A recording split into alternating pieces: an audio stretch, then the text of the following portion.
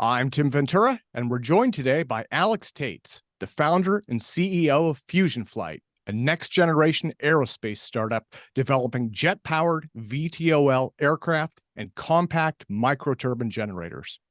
Over the years, Alex has worked in a diverse set of industries, including jet propulsion, semiconductors, autonomous vehicles, and simulation for well-known companies, including Firehawk Aerospace, Stalker Radar, Bell Flight, Pratt Whitney Rocketdyne, and GE Nuclear Energy, among others. Alex is a bachelor's in mechanical engineering from the University of Florida, an MS in mechanical engineering from the University of Southern California, and joins us today to discuss microturbine technology for aerial mobility and compact energy production. So Alex, welcome, sir. It is a pleasure to have you with me today. Thank you. Yeah, it's a pleasure to be here. So again, today we are talking about compact microturbine energy generation for electric air vehicles. That word itself is going to scare a lot of people off, but once they see what you're developing, they're going to be really excited about this.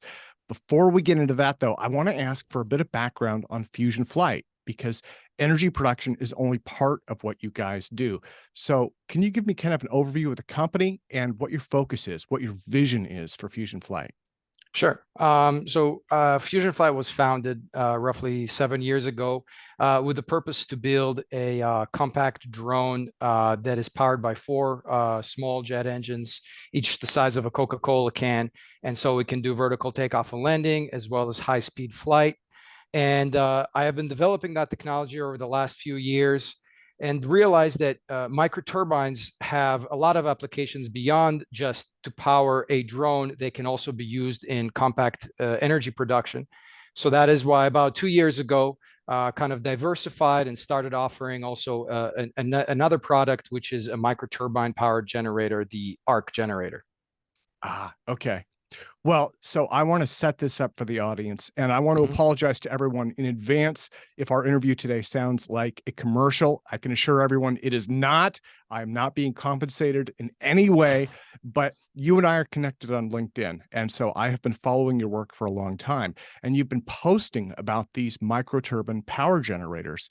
Now, one of the things that I've covered in my interview series a lot is the advent of drone technology, which is just becoming so important for such a variety of applications. And the more that I saw your posts about the development of what you describe as the ARC Microturbine Generator, I had that aha moment where I was like, this fits. It fits in so many different ways. And so that is why, again, it is a true pleasure to have you with me today. Thank you. So I'm wondering, can you give me kind of a brief overview of the ARC Microturbine Generator? And again, this is an 8 kilowatt power generation device. It's fuel-based, and you can use this for drones, right? Yeah. So basically, the ARC generator is a fairly small device, and I have it right here for everybody to see. It's the size of a toolbox, and what it is it consists of a small microturbine jet engine. It's the size of a Coca-Cola can. Very simple. It's hooked up through a gearbox to an alternator, and it just takes diesel fuel or kerosene or any heavy fuel and produces electrical power in a very compact package. The key is that it doesn't come with a built-in tank. You have to hook it up to your own external fuel tank. The reason for this design choice is that it makes a very universal device that can be easily adapted to a wide variety of applications. Okay. Well, here's what excites me about this. Drones have proven themselves to be invaluable for a multitude of applications, including military surveillance, Hollywood cinematography, package delivery, search and rescue, and more. But today's batteries limit them to about half an hour of flight time. Your technology leverages proven electrical turbo generation and fuel flexibility to allow drones to perform better as hybrid systems. What kind of flight times can we anticipate using the ARC microturbine? Excellent question. So if you go ahead and you swap the heavy lithium batteries for, say, a fuel tank and an ARC generator, you're looking at to roughly double your endurance. Now, that is it doesn't seem like a lot, considering the fact that kerosene fuel has 40 times the energy density of lithium powered batteries, but it's a step forward in the right direction. Keep in mind that this is a very young technology using these really tiny microturbines to drive alternators. And as the technology develops, I do believe that endurance could go up to 1 hour, and then it could go even further than that. Okay. Well, the timing is impeccable for this interview.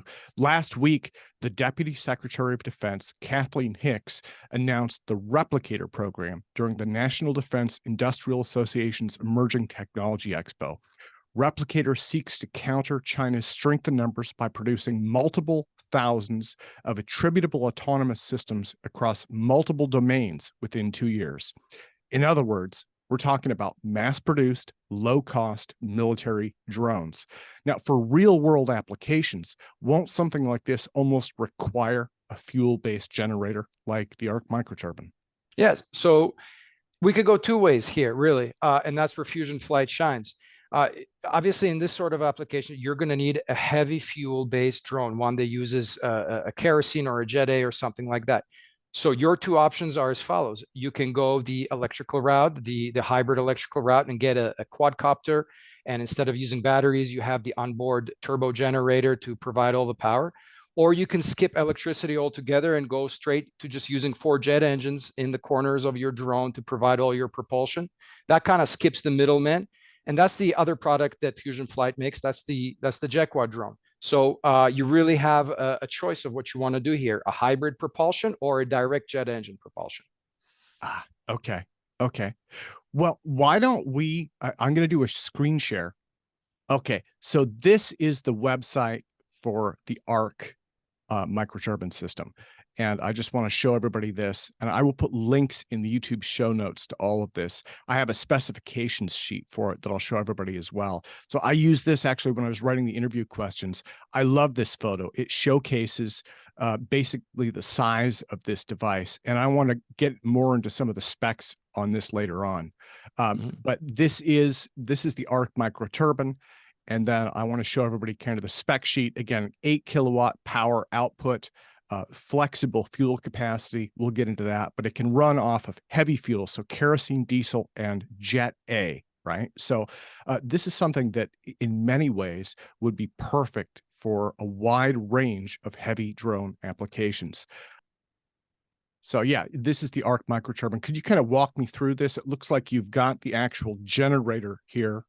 Yes. And then you have Yeah, so this is like the most basic setup that you could possibly do to show how you could, hook it up and apply it. So right in the middle, you got the ARC generator unit set up. It's hooked up to a little fuel tank right there that's got some fuel, and there's 2 lines coming off of the fuel tank. That's the supply and return. So that's the 2 lines you want to hook up. And then last but not least is your load bank. This is where all the electricity goes, right? So you have to simulate a load for the generator to work properly. In this case, I'm using 6 heating coils. Each one is rated to roughly 2 kilowatts. So that gives me a total of 12 kilowatt electrical sink. So that's plenty of capacity for me to test it to its maximum capability. And that's got the 2 leads going in there, the red positive and the black negative. And then you get a little remote control, as you can see it. It's a wired remote, and it hooks up to the unit so you can operate it. But also you can do it over your Bluetooth using your tablet or your iPhone. So there is a choice for doing that. And then once you turn it on, you set it to the voltage output that you would like for the generator to run at, and then it will automatically maintain that voltage depending on your load. Okay. So now in terms of specifications, the ARC microturbine is about 6 inches tall, 10 inches wide, 2 feet long, weighs around 20 pounds without fuel. And again, we're producing about 8 kilowatts of energy. So what size drone do you think something like this would power? So it's really hard to say because that really depends on ultimately what sort of propeller is being used, what sort of electrical motor and ESC combination is driving that propeller. But the easiest way to size it, if at full power, your electrical quadcopter consumes 8 kilowatts, well, then this is the kind of right size for you. Now, as you scale bigger, there are 2 things that can be done. First, you can set up a couple of units in parallel. So if you say 4 8 kilowatts unit, you're going to get 32 kilowatt output. Or I'm also working with my supplier on a much larger ARC. This one's going to have an output of 12 kilowatts. So you don't have to stack as many together to give you the necessary power output. There are drones that are literally about an inch, that are just these tiny micro drones. And I don't foresee something like the ARC working for those. But then we also are seeing this advent of heavy lift drones, right? And again, military applications, search and rescue. There's actually a company out there that makes a flying stretcher. I saw a test of this. This was a couple of years ago, and they were testing it in the Alps, I think, to rescue skiers. Someone gets hurt up on the lifts or something, and half an hour is just about enough to get them down the mountain to an ambulance on the road below. So, I mean, lots and lots of these heavy lift applications are starting to emerge, right? As well as like package delivery for Amazon, things like that. Yeah, and in terms of scalability, you can go up and down with this technology. So just to let you know, these microturbine jet engines, they make them as small as something that's 2 inches long and 1 inch in diameter. So in theory, yes, you could make a very, very tiny arc turbo generator, and also you could scale it up as well and make a very big one that puts out 50 kilowatt, maybe even 100 kilowatts. So there's a lot of potential with this technology. Well, let me ask, why did you go with turbines instead of going with something like a piston engine? Is there an advantage to that? And does that advantage change based on the size and power output, I guess? Yeah, absolutely. So the advantage here with the turbo technology is the power density. So that's how much kilowatts you have in a unit volume. And if you look at that value specifically, an 8 kilowatt turbo generator and say an 8 kilowatt internal combustion diesel generator, well, the turbo generator is going to be 10 times lighter and be only 10% of the total volume. So it's much more compact. Now, I have to say, it may not be as fuel efficient as the much larger variant, but because it's so small, you can also fit a bigger fuel tank. So that sort of compensates that as well. And so it just offers so much more flexibility. So really it's the size, and also the power delivery is very smooth because a turbine is a very smooth operating device. There's no vibrations, there's no a lot of oscillations. You can just set it on the table, you can run it at full RPM, and you don't even know it's running, well, except of course the very loud noise. Well, and I was going to ask about that. Is this Yeah. something that could be muffled? Because drone applications are something, like I mean, for surveillance or anything along those lines, you obviously want it quiet. But even for stuff like package delivery, right, in residential neighborhoods, Yeah. if you've got turbines coming in and out, you're going to have complaints. Absolutely, and the great thing about turbine microturbine technology is that the noise is of the high frequency nature. You have to understand that inside the turbine spins at roughly 130,000 RPM. That is extremely fast. So the noise is of a very high frequency, and high frequency noise is much easier to mitigate than lower frequency. One technology looking into is noise cancellation. So high frequency output is a very good candidate for active noise cancellation. So maybe installing like a speaker on board that produces the opposite waveform to kind of cancel it Okay. all out and make it quiet. Yeah. So that's one way that this could be done. Yeah, and that's something that again I was very curious about that because the applications for this are so many and so diverse, right? That you'd want to try and make it fit in as well as possible. And again, the chief benefit that I see to this is just battery technology isn't there yet. And who knows, maybe in the next decade, 15 years it will be. But for the time being, what you're doing in the drone world seems like it's very similar to the hybrid car world, right? Where batteries just weren't there. So you have basically internal combustion engine and or batteries at the same time. And that gives you this hybrid nature to it.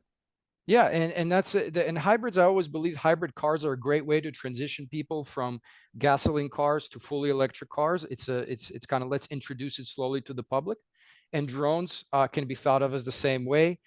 Before electrical drones become commonplace and really capable, hybrid drones will be a solution for several years. Yeah. Well, another area that I wanted to touch on was eVTOL aircraft. One of the ones that I've been following, I've been really excited about, is a company called eHang in China. And they're developing a light commuter electric aircraft that looks and functions basically like an oversized quadcopter drone.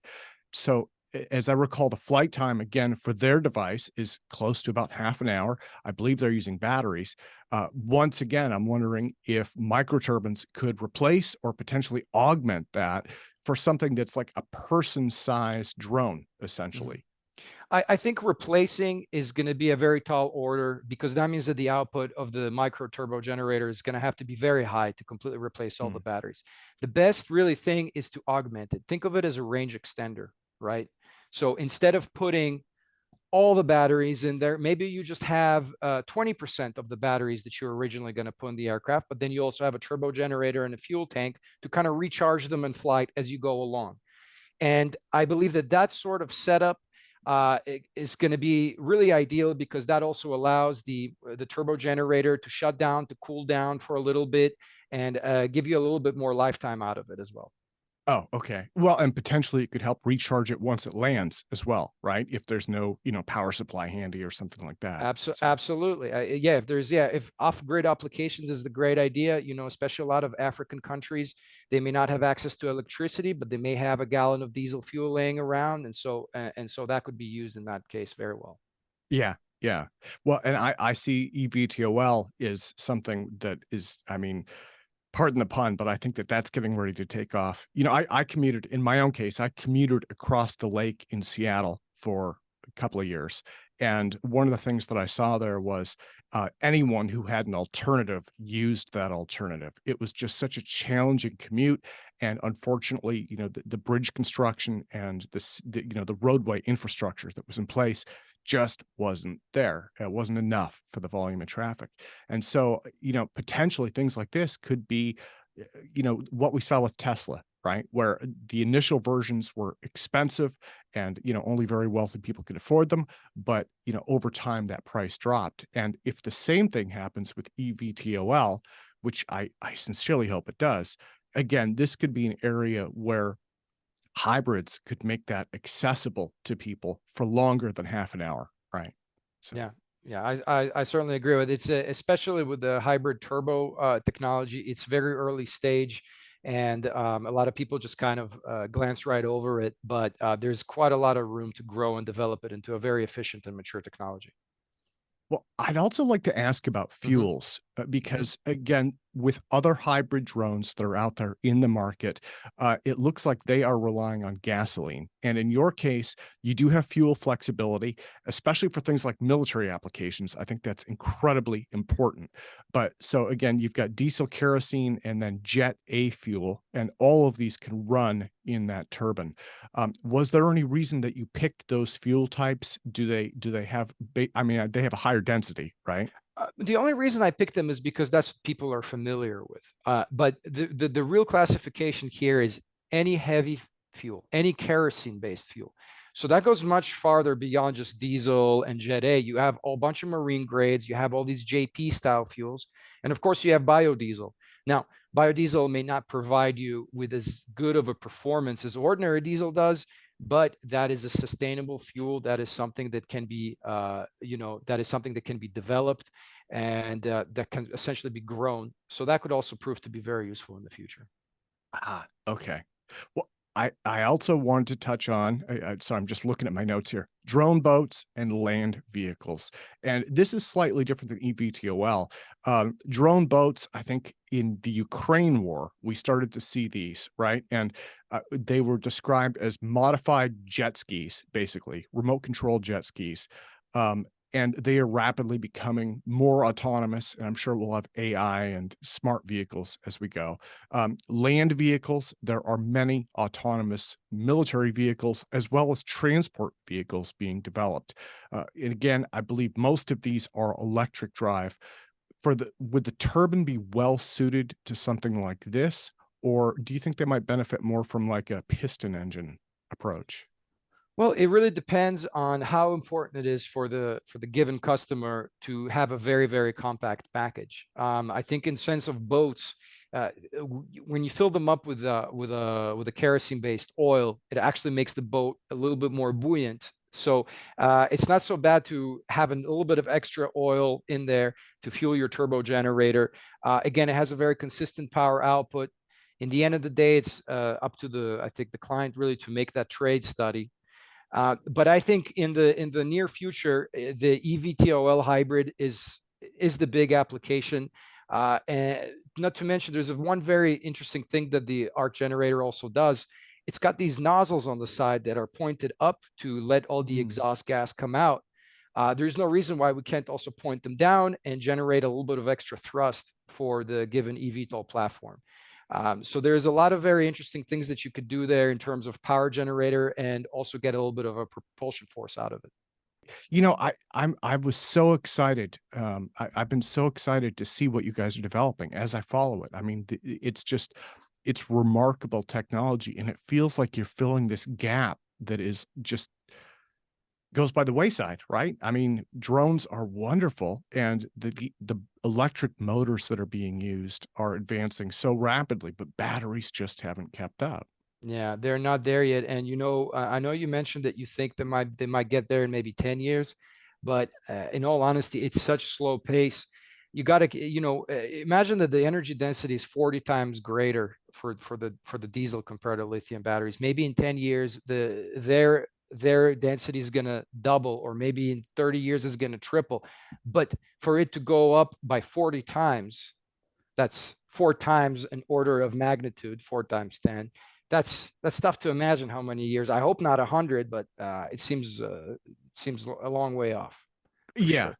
Yeah, it absolutely does. Well, and the turbines that's something that I've loved forever. I mean, they do have many advantages. You can run those at a single speed, right? I mean, you were saying 130,000 RPMs, which gives you, if I remember correctly, having it at a set speed allows you to muffle the high-pitched sounds better, and it gives you some other advantages, like in terms of pollution and things like that, right? Yeah, that's a big thing I didn't touch upon, is that when you compare an internal combustion engine and a turbo a turbo plant, the turbine engine, because the combustion process occurs at a much lower temperature, and it's not a transient process, it's very continuous. It actually generates much less toxic NOx gases.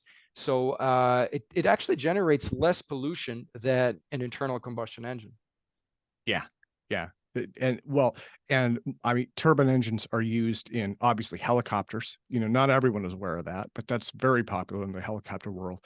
They're also used in the Abrams tank, right? So there are many different vehicles, not just jet aircraft, that use turbine engines. It's another form of engine, and there are a lot of advantages to it. Yeah. And that's what I have on my website, that besides powering hybrid eVTOLs, the ARC generator can be also used as an auxiliary APU, as it's used on the Abrams. It can be used to just in an aircraft or a tank or any sort of vehicle where you need a sudden burst of high electrical current to start your main engines. This is an ideal kind of mechanism to do that. Wonderful. Well, Alex, let me thank you so much for your time today. Again, it's been an absolute pleasure having you with me. And I just want to thank you and close by asking what comes next for yourself, for the company, and power supplies for hybrid drones. So for the company, the biggest thing is the continued development of the ARC generators I've mentioned earlier. Do want to start developing this larger 12 kilowatt output one. In terms of the Jet Quad drone, also continue developing the flight testing campaign. The big thing there is, in the next few years, I want to develop a much larger version of the jet powered drone, one that can carry an entire person or a lot of cargo on it. And that one's going to be using 8 microturbine jet engines. So that's a pretty cool vehicle that's also coming down the pipeline. And that's kind of like the 2 big thrust areas for FusionFlight. Wonderful. Wonderful. Thank you again so much Thank for you. your time today, sir. Thank you.